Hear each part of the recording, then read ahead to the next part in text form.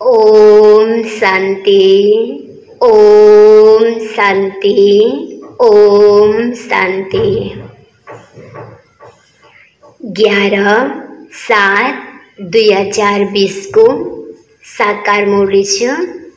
मुरली को मुख्य सार में मीठे बच्चे सदा एक ही फिक्र में रहो कि हमें अच्छी रीति पढ़कर अपने को राज तिलक देना है।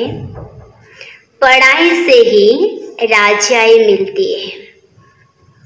आज बाबाले सारमा भन्नुभयो, सदा हामीलाई यही फिकर यही चिंतन चल्नु छ मनमा कि एकदम राम्रोसित पढेर सही तरिकाले पढेर आफूले आफूलाई नै राजाई तिलक दिने लायकको म बन्छु। मैले आफूलाई बनाउँछु। यो स्मृति यो चिन्तनमा बाबाले भन्नुहुन्छ, पढाइ पढ तिमीले। बल्ल हामीमा एकदम उमंग उत्साह खुशी पढाइको प्रति एकदम अटेन्सन बाबाले भन्नुहुन्छ, बल्ल हामीमा जाग्छ। प्रश्नमा छ, बच्चों को किस उल्लास में रहना है? दिल शिकस्त नहीं होना है, क्यों? हामी हरेक कुन उमंग उत्साह में रहनु छ? र बाबा फेरि भन्नुहुन्छ, एकदम दिल शिकस्त हामी किन हुनु हुँदैन? उत्तरमा सदा यही उल्लास रहे कि हमें इन लक्ष्मी नारायण जैसा बनना है। इसका पुरुषार्थ करना है। दिल शिकस्त कभी नहीं होना है, क्योंकि यह पढ़ाई बहुत सहज है। घर में रहते भी पढ़ सकते हो। इसकी कोई फीस नहीं है, लेकिन हिम्मत चाहिए जरूर। आज बाबाले उत्तरमा भन्नुभयो, हर हमेशा मलाई लक्ष्मी नारायण जस्तो बन्नु छ। हर हमेशा बाबाले भन्नुहुन्छ, यसको हामीमा एकदम उमंग उत्साह रहनु छ कि मलाई लक्ष्मी नारायण जस्तो बन्नु छ। यस्तो बन्नको लागि, यो लक्ष्यमा पुग्नको लागि मैले पुरुषार्थ गर्ने हो। यो बार बार बाबा भन्नुहुन्छ, चिन्तन गर। जब यो चिन्तन गर्छौं भनेपछि हाम्रो दिल कहिले पनि सानो हुँदैन, दिलमा निराशा हुँदैन। सधैँ गर्न पर्छ, पढ्न पर्छ, बढ्न पर्छ, यस्तो प्रकारको चिन्तन हाम्रो मनमा आइ नै राख्छ। र बाबा भन्नुहुन्छ, पढाइ एकदम सजिलो छ। संगमिकमा बाबाले यस्तो शिक्षा दिनुभयो, यो शिक्षालाई हामीले जुन स्थानमा रहेर पनि पढ्न सक्छौं, जीवनमा अपनाउन सक्छौं। र यो शिक्षा ग्रहण गर्नको लागि हामीलाई फीस पनि तिर्न पर्दैन। बाबाले बिना फीस बिना पैसा अनमोल अमूल्य शिक्षा दिनुभएको छ, जुन शिक्षाले हाम्रो वर्तमानको जीवन पनि सुन्दर बन्छ, मर्यादित बन्छ, श्रेष्ठ बन्छ र आउने वाला जन्म जन्मको भाग्य पनि हाम्रो स्वत बन्छ। त यसरी बाबा भन्नुहुन्छ, सबै कुरालाई चिन्तन गरेपछि हामीमा हिम्मत जरुर आउँछ। गीतमा छ, तुम ही हो मात पिता, तुम ही हो। ओम शांति। बच्चों ने अपने बाप की महिमा सुनी। महिमा एक की ही है और कोई की महिमा गाई नहीं जा सकती, जबकि ब्रह्मा विष्णु शंकर की भी कोई महिमा नहीं है। ब्रह्मा द्वारा स्थापना कराते हैं, शंकर द्वारा विनाश कराते हैं, विष्णु द्वारा पालना कराते हैं, लक्ष्मी नारायण को ऐसा लायक भी शिव बाबा ही बनाते हैं। उनकी महिमा है, उनके सिवाय फिर किसी की महिमा गाई जाए, इनको ऐसा बनाने वाला टीचर न हो तो यह भी ऐसे न बने। फिर महिमा है सूर्यवंशी घराने की, राज्य करते हैं बाप संगम पर न आए, तो इन्हों की राजाई भी मिल न सके, और तो किसकी महिमा है नहीं।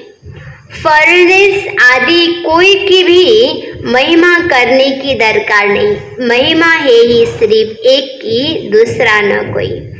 उससे ऊंच बाबा ही है, उनसे ही ऊंच पद मिलता है, तो उनको अच्छी तरह से याद करना चाहिए। अपने को राजा बनाने के लिए आप ही पढ़ना है। जैसे बैरिस्टरी पढ़ते तो अपने को पढ़ाई से बैरिस्टरी बनाते ना। तुम बच्चे जानते हो शिव बाबा हमको पढ़ाते हैं, जो अच्छी रीति पढ़ेगा वही उच्च पद पाएगा, नहीं पढ़ने वाले पद पा न सके। पढ़ने के लिए श्रीमत मिलती है, मूल बात है पावन बनने की, जिसके लिए यह पढ़ाई है। बाबाले स्पष्ट भन्नुभयो। हामी कलेजमा गएर युनिभर्सिटीमा गएर पढ्छौँ, अध्ययन गर्छौँ, त जुन प्रकारको स्तरको पढाइ पढ्यो हामीलाई पद पनि त्यही नै प्राप्ति हुन्छ। मेहनत त खुद गर्ने हो नि। त्यस्तै बाबाले पनि भन्नुहुन्छ, यहाँ पढाउनेवाला शिव पिता टिचर भनेर हामीलाई खुला दिलले पढाइराख्नु भएको छ। त त्यो पढाइलाई हामीले जसरी अध्ययन गर्छौँ, जीवनमा धारणा गर्छौँ, त्यही प्रकारले हामीलाई प्राप्ति पनि हुने हो। त्यसकारण बाबाले भन्नुहुन्छ, तिमी भविष्यमा उच्च बन्ने या नीच बन्ने, कुन प्रकारको पद हामीलाई प्राप्ति गर्ने, त्यही बुद्धिमा राखेर बाबा भन्नुहुन्छ, पढाइलाई तिमीले अध्ययन गर, जीवनमा धारण गर भन्नुहुन्छ। मूल बात है पावन बनने की, जिसके लिए पढ़ाई है। तुम जानते हो इस समय सब सतो प्रधान नहीं है, तमो प्रधान पतित है। मेन कुरा बाबाले फेरि भन्नुभयो कि मेन यो ईश्वरीय पढाइ पढ्ने पढाउने, यसको मेन लक्ष्य भनेको स्वच्छता हो। आज संसारमा हरेक कुराको कमी छैन, तनको, मनको, धनको, जनको त कमी नहुँदै पनि जति सफलता प्राप्त हुन पर्ने त्यो भइरहेको छैन। किन भन्दा मेन फाउन्डेसन स्वच्छता नै छैन, न तनमा, न मनमा, न धनमा, न जनमा। त्यो हुनाले बाबाले यहाँ हामीलाई शिक्षा दिनको पछाडि मेन लक्ष्य भनेको आफ्नो जीवनलाई हामीले स्वच्छ बनाउने। जति यो शिक्षालाई जीवनमा धारणा गर्दै जान्छौँ, त्यति हाम्रो जीवन के बन्छ? शुद्ध बन्दै जान्छ, सतो प्रधान बन्दै जान्छ। जति हामी सतो प्रधान बन्दै जान्छौँ, त्यति हामीमा भएको नेगेटिभ नकारात्मक पनि के हुँदै जान्छ? नष्ट हुँदै जान्छ। अच्छे व बुरे मनुष्य तो होते ही हैं।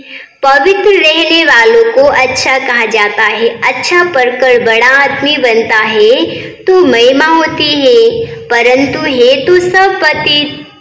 पतित ही पतित की महिमा करते हैं। सतयुग में है पावन, वहाँ कोई किसकी महिमा नहीं करते। यहाँ पवित्र सन्यासी भी है, अपवित्र गृहस्थी भी है। तो पवित्र की महिमा गाई जाती है, वहाँ तो यथा राजा रानी तथा प्रजा होते हैं, और कोई धर्म नहीं जिसके लिए पवित्र अपवित्र कहे। यहाँ तो कोई गृहस्थियों की भी महिमा गाते रहते, उनके लिए जैसे वही खुदा है। अल्लाह है, परंतु अल्लाह को तो पतित पावन लिबरेटर गाइड कहा जाता है। वह फिर सब कैसे हो सकते? दुनिया में कितना घोर अन्यारा है।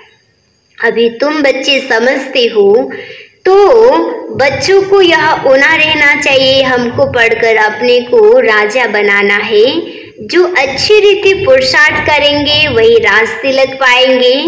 बच्चों को उल्लास में रहना चाहिए। हम भी इन लक्ष्मी नारायण जैसे बनेंगे। इसमें मुझने की दरकार नहीं, पुरुषार्थ करना चाहिए, दिल शिकस्त नहीं होना चाहिए। यह पढ़ाई ऐसी है, खटिया पर सोए हुए भी पढ़ सकते हो। बाबाले यति सहज शिक्षा दिनुभएको छ। हामीले जस्तो सुकै परिस्थितिमा पनि यो पढाइ पढ्न सक्छौँ। बाबाले भन्नुहुन्छ बिरामी भएर एकदम बिस्तरामा लेटिरहेको बेलामा पनि हामीले धेरै कुरा स्मरण गर्न नसके पनि म आत्मा हुँ, अब म आत्माको यो संसारबाट पाठ पुरा भयो, अब मलाई आफ्नो घर जानु छ। मान यति कुरा हामीले स्मरण गर्न सक्छौँ। यति कुरा पनि हामीलाई त्यो क्षणमा स्मृति रहन्छ भनेपछि अब म यो संसारबाट जाँदैछु, म मर्ने हो भन्ने कुराको दुख हुँदैन, बल्कि सुखको अनुभूति हुन्छ। हो नि, अब मलाई यो पुरानो रोगी शरीरमा छोडेर फेरि अब नयाँ शरीर मलाई प्राप्ति हुन्छ। माने यस्तो प्रकारको चिन्तनले हामीलाई एउटा ऊर्जा, खुसी, मन हर हमेशा एकदम तन्दुरुस्त भइराख्छ। यसरी बाबाले भन्नुहुन्छ हर समय, हर घडी, हरेक परिस्थितिमा हामीले यो पढाइलाई पढ्न, चिन्तन गर्न सक्छौँ। यति सजिलो शिक्षा स्वयं परमात्माले हामीलाई दिनुभएको छ। विलायत में रहते भी पढ़ सकते हो, घर में भी रहते पढ़ सकते हो। इतनी सहज पढ़ाई, मेहनत कर अपने पापों को काटना है और दूसरों को भी समझाना है। दूसरे धर्म वालों को भी तुम समझा सकते हो। कोई को भी यह बताना है तुम आत्मा हो, आत्मा का स्वधर्म एक ही है, इनमें कोई फर्क नहीं पड़ सकता। शरीर से अनेक धर्म होते, आत्मा का तो एक ही धर्म है। सब एक ही बाप के बच्चे हैं। आत्माओं को बाबा ने एडॉप्ट किया है, इसलिए ब्रह्मा मुख वंशावली गाए जाते हैं। कोई को भी समझा सकते हो आत्मा का बाप कौन है। फॉर्म जो तुम भराते हो उसमें बड़ा अर्थ है। बाप जो जरूर है ना, जिसको याद भी करते, आत्मा अपने बाप को याद करती है। आजकल तो भारत में कोई को भी फादर कह देते, मेरे को भी फादर कहते, परंतु आत्मा का बाप कौन है उनसे जानते नहीं। गाते भी है तुम माता पिता हम बालक तेरे, तेरी कृपा से सुख आने रे, परंतु वह कौन है कैसे कुछ भी पता नहीं। भारत में ही तुम माता पिता का बुलाते, बाप भी यहाँ कर्मुख वंशावली रचते। भारत को ही मदर कंट्री कहा जाता है, क्योंकि यहाँ सिर्फ बाबा माता पिता के रूप में पाठ बजाते, यहाँ ही भगवान को माता पिता के रूप में याद करते। विदेश में सिर्फ गॉडफादर का बुलाते, परंतु माता भी चाहिए ना, जिससे बच्चों को एडॉप्ट करे। पुरुष भी स्त्री को एडॉप्ट करते, फिर उनसे बच्चे पैदा होते, रचना रची जाती है। यहाँ भी इसमें परम पिता परमात्मा बाप प्रवेश कर एडॉप्ट करते, बच्चे पैदा होते, इसलिए इनको माता पिता कहा जाता। वह है आत्माओं का बाप। फिर यहाँ आकर उत्पत्ति करते। यहाँ तुम बच्चे जानते हो फादर और मदर कहा जाता है, वह तो है स्वीट होम, जहाँ हम सब आत्माएं रहते हैं। वहाँ भी बाप के बिगर कोई ले जा न सके। कोई भी मिले तो बोलो तुम स्वीट होम जाना चाहते हो, फिर पावन जरूर बनना पड़े। अभी तुम पतित हो, यह है आयरन एजेड तमो प्रधान दुनिया। अभी तुमको जाना है वापिस घर। आयरन एजेड आत्माएं तो वापिस घर जा न सके। आत्माएं स्वीट होम पवित्र ही रहती है। तो अब बाप समझाते, बाप को याद, बाप की याद से विकर्म विनाश होंगे। कोई भी देहधारी को याद न करो। बाप को जितना याद करेंगे उतना पावन बनेंगे और फिर उच्च पद पाएंगे। नंबर वार लक्ष्मी नारायण के चित्र पर कोई को भी समझाना सहज है। भारत में इनका राज्य था। यह जब राज्य करते थे तो विश्व में शांति थी। विश्व में शांति बाप ही कर सकते हैं और कोई की ताकत नहीं। अभी बाप हमको राजयोग सिखला रहे हैं। नई दुनिया के लिए राजाओं का राजा कैसे बन सकते हैं वह बतलाते हैं बाप भी नॉलेजफुल है, परंतु उनमें कौन सी नॉलेज है यह कोई नहीं जानते। सृष्टि की आदि मध्य अंत की हिस्ट्री ज्योग्राफी बेहद के बाप ही सुनाते। मनुष्य तो कभी कहते सर्वव्यापी है या कहते सबके अंदर को जानने वाला है, फिर अपने को तो कह न सके। यह सब बातें बाप बैठ समझाते। अच्छी रीति धारण कर और हर्षित होना है। इन लक्ष्मी नारायण का चित्र सदैव हर्षित मुख वाला ही बनाना है। स्कूल में उच्च दर्जा पढ़ने वाले कितना हर्षित होंगे, दूसरे भी समझेंगे यह तो बहुत बड़ा इम्तहान है। इम्तहान पास करते हैं, यह तो बहुत ऊंची पढ़ाई है। फिर आदि की कोई बात नहीं, सिर्फ हिम्मत की बात है। अपने को समझ, आत्मा समझ बाप को याद करना है, जिसमें ही माया के विघ्न पड़ते हैं। बाप कहते पवित्र बनो, बाप से प्रतिज्ञा कर, फिर काला मुंह कर लेते। बहुत जबरदस्त माया है, फेल हो जाते हैं तो फिर माया उनका नाम ही नहीं गाया जा सकता। फलाने शुरू से लेकर बहुत अच्छे चल रहे, महिमा गाई जाती है। बाप कहते अपने लिए आप ही पुरुषार्थ कर राजधानी प्राप्त करनी है, पढ़ाई से ऊंच पद पाना है। यह है राजयोग, प्रजा योग नहीं, परंतु प्रजा भी तो पढ़ेंगे ना। सकल और सर्विस से मालूम पड़ जाता है कि यह क्या बनने के लायक है। घर में स्टूडेंट की चाल चलन से समझ जाते, यह फर्स्ट नंबर, यह सेकेंड नंबर, यह थर्ड नंबर। यहाँ भी ऐसे ही जब पिछाड़ी इम्तहान पूरा होगा तब तुमको सब साक्षात्कार होंगे। साक्षात्कार होने में कोई देरी नहीं लगती, फिर लज्जा आएगी। हम नापास हो गए, नापास होने वालों को प्यार करेंगे। मनुष्य बाइस्कोप देखने में खुशी का अनुभव करते हैं, लेकिन बाप कहते हैं नंबर 1 गंदा बनाने वाला बाइस्कोप है। उसमें जाने वाले बहुत करके फेल हो गिर पड़ते। कोई फीमेल भी ऐसी है जो बाइस्कोप में जाने बिगर नींद ना आए। बाइस्कोप देखने वाले अपवित्र बनने का पुरुषार्थ जरूर करेंगे। यहाँ जो कुछ हो रहा है जिसमें मनुष्य खुशी समझते, वह सब है दुख के लिए। आज बाबाले भन्नुभयो सबैभन्दा पहिला जति पनि यो सिनेमाहरू हामीले हेर्छौँ त हेरिसकेपछि मनमा अनेक प्रकारको सङ्कल्पहरू चल्छ। सङ्कल्प चलेपछि यो इन्द्रियको द्वारा उनीहरूलाई त्यतैतिर नै बुद्धि गएर त्यही कर्म गरम भन्ने प्रेरणाहरू मनमा उत्पन्न हुन्छ, इच्छा जाग्छ। त्यसकारण बाबाले भनिसकेसम्म हामीले त्यस्तो उत्तेजना पैदा हुने अनावश्यक पत्र पत्रिकाहरू या टिभीहरू सकेसम्म बाबा भन्नुहुन्छ नहेर्ने।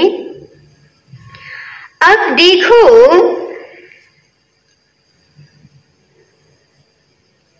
यह विनाशी खुशियां हैं।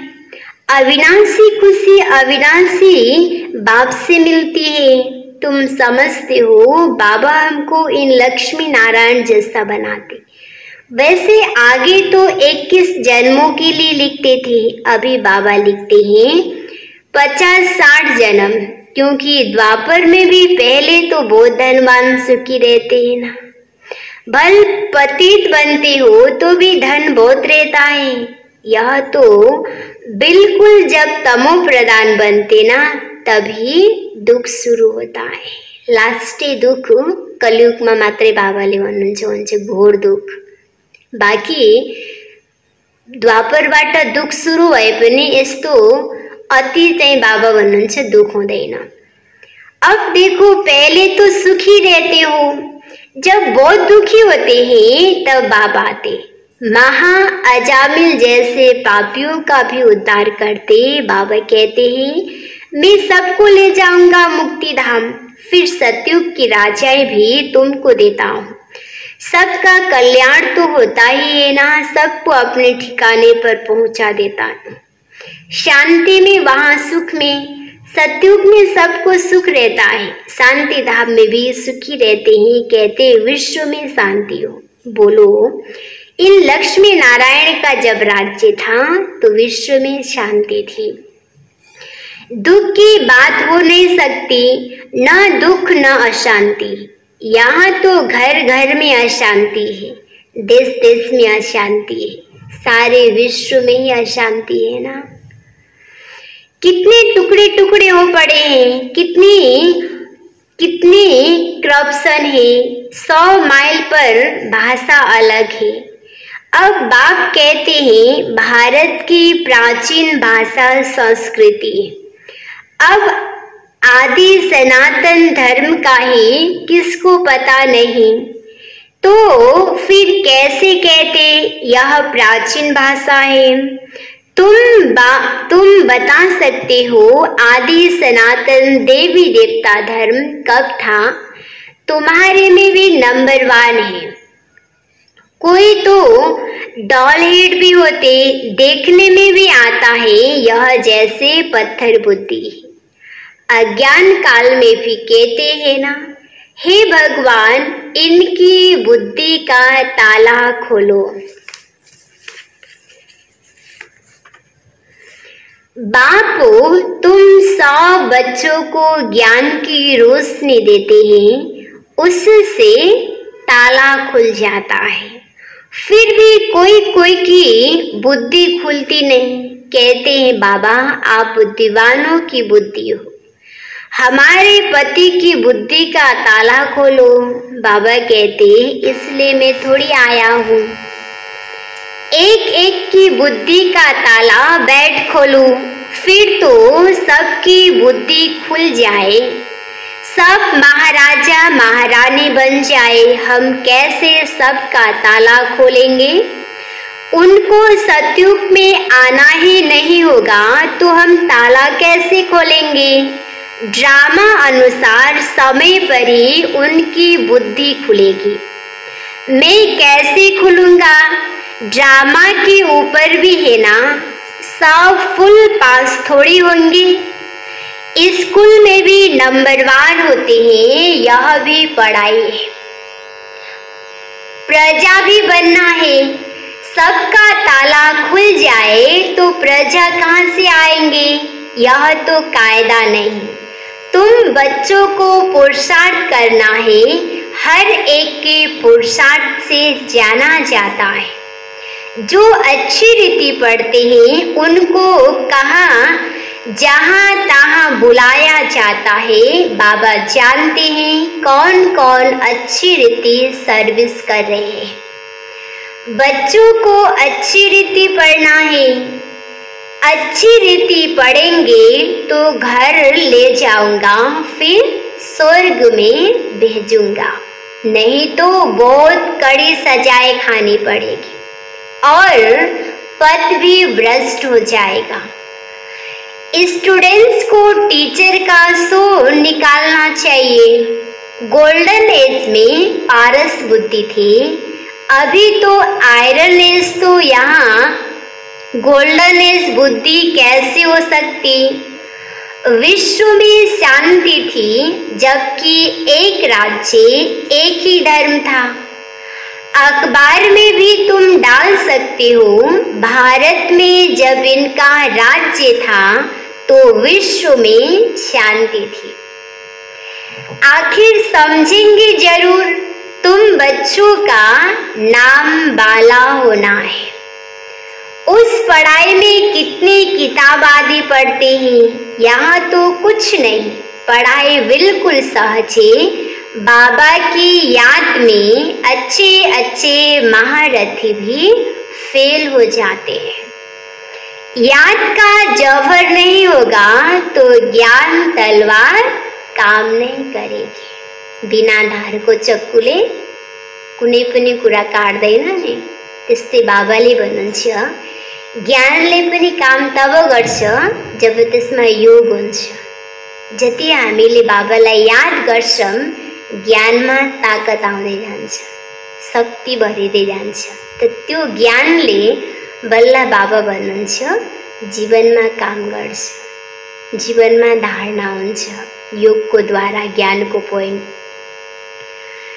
बहुत याद करे तब जौहर आए, भल बंधन में भी फिर भी याद करते रहते तो बहुत फायदा है। कभी बाबा को देखा भी नहीं है, याद में ही प्राण छोड़ देते हैं तो भी बहुत अच्छा पद पा सकते हैं, क्योंकि याद बहुत करते हैं ना। बाप की याद में प्यार के आंसू बहाते, वह आंसू मोती बन जाते हैं। बाबा को याद में झरेको आंसू, बाबा को याद में गरेको कार्य श्रेष्ठ हुँदै जान्छ। आंसू बाबाले भन्नुहुन्छ मोती बन्छ, याद में गरेको हरेक कर्म बाबाले भन्नुहुन्छ श्रेष्ठ बन्दै जान्छ, पुण्य कर्म बन्दै जान्छ। त्यसकारण बाबाले भन्नुहुन्छ हरेक कार्यको साथ साथमा याद पनि होस्। मीठे मीठे सिकिलधे बच्चों प्रति माता पिता बाप दादा का याद प्यार और गुड मॉर्निंग। रूहानी बाप की रूहानी बच्चों को नमस्ते, रूहानी बच्चों की रूहानी बाप को याद प्यार गुड मॉर्निंग, नमस्ते नमस्ते। धारणा को लागि मुख्य सार छ पहिलो नंबर में अपने लिए स्वयं ही पुरुषार्थ कर ऊंच पद पाना है, पढ़ाई से स्वयं को राज तिलक देना है, ज्ञान को अच्छी रीति धारण कर सदा हर्षित रहना है। दूसरा पॉइंट में ज्ञान तलवार में याद का जौहर भरना है, याद से बंधन काटने हैं। कभी भी गंदे बाइस्कोप देख अपने संकल्प को अपवित्र नहीं बनाना है। वरदान में सदा एकांत और सिमरण में व्यस्त रहने वाले बेहद के वानप्रस्थी भव। विस्तार में वर्तमान समय के प्रमाण आप सब वानप्रस्थ अवस्था के समीप हो। वानप्रस्थी कभी गुड़ियों का खेल नहीं करते, वे सदा एकांत और सिमरण में रहते हैं। आप सब बेहद की वानप्रस्थी सदा एक के अंत की में अर्थात निरंतर एकांत में रहो, साथ साथ एक का सिमरण करते हुए स्मृति स्वरूप बनो। सभी बच्चों प्रति बाप दादा की शुभ आस है कि अब आप और बच्चे समान हो जाए, सदा याद में समाये रहे। समान बनना ही समान है, यही वानप्रस्थ स्थिति की निशानी है। स्लोगन में आप हिम्मत का एक कदम बढ़ाओ तो बापू मदद के 1000 कदम बढ़ाएंगे। मुरली को सार माथियो मीठे बच्चे सदा एक की फिक्र में रहो, सदा एक ही फिक्र में रहो कि हमें अच्छी रीति पढ़कर अपने को राज तिलक देना है। पढ़ाई से ही राजाई मिलती है। प्रश्नोत्तर में बच्चों को किस उल्लास में रहना है, दिल से किस स्नेह होना है, क्यों?